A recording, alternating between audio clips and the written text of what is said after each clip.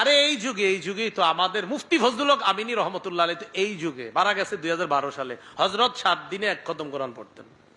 ওলামায়ে কেরামদের জিজ্ঞাসা, ওনার মতো ব্যস্ত আলেম কে ছিল বাংলাদেশে? এই ব্যস্ততার মাঝেও 7 দিনে 30 পারা কোরআন। আলেমদের কাছে জানবেন মুফতি আমিনী কে, আমি যাওয়ার পরে আবার জানা নিবেন যে হুজুর উনি কে আসলে করে বলেন, তো ওনারা বলবে তার অন্য সাইটগুলা।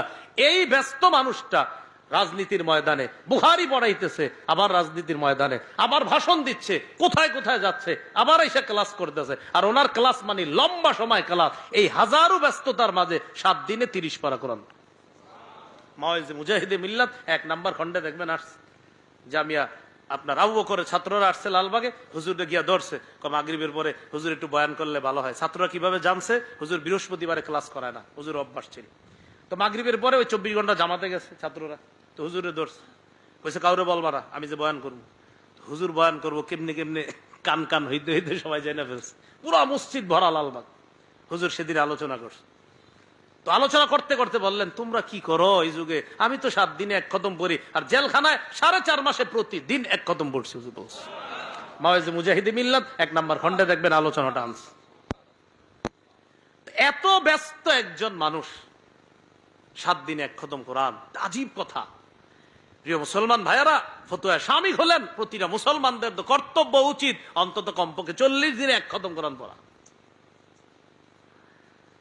তো কোরআনের পরিত্যাগ না করা। সূরা ফুরকানের 30 নম্বর আয়াতে আল্লাহ বলেন, নবীজি কিয়ামতের ময়দানে বলবে, ওয়াকালার রাসূল, রাসূল সাল্লাল্লাহু আলাইহি সাল্লাম বলবে, ইয়া রাব্বি, হে আমার রব, ইন্না কওমি ইত্তাখাযু হাযাল কুরআনা মাহজুরা, আমার সম্প্রদায় কোরআনকে পরিত্যাগ করেছে। মামলা করবে, আল্লাহর কাছে বিচার দিবে নবী। তাহলে কোরআন পড়ার এই অভ্যাসটা ধরে রাখা। রমজান আসলে অনেকে দোয়া চায়, হুজুর আমি 3 খতম পড়ছি, 4 খতম পড়ছি। বলেন সত্যি এরকম হয় না? পরে অনেকে। তো আপনারা এই অভ্যাসটা পুরা বছর ধরে রাখবো। আমি শুধুমাত্র একটু আপনার নিয়ত করি যে ইনশাল্লাহ প্রতিদিন দেইখা, একটা মুখস্থ না, দেইখা প্রতিদিন কিছু সময় হলো কোরআন ইনশাল্লাহ আমরা পড়ব প্রতিদিন, দেইখা। হ্যাঁ ইনশাল্লাহ, আমিও নিজে ইনশাল্লাহ দেইখা কোরআনটা খুলবেন। হুজুর দেখা কেন পড়বো? এর কোরআনের সাথে আপনার একটা ভালোবাসা তৈরি হবে, না মহব্বত। আপনি পড়েন না, 1-2 মাস পড়েন কোরআন দেখা, হঠাৎ একদিন না পড়বেন, খারাপ লাগবে, কিরে ঘটনা কি, ও কোরআন পড়ো নাই, কষ্ট লাগতেছে। কোরআনের সাথে আপনার ভালোবাসা তৈরি হয়ে গেছে। 5 গেল না? 5 নাম্বার, কোরআন পরিত্যাগ না করা, কোরআন পড়া।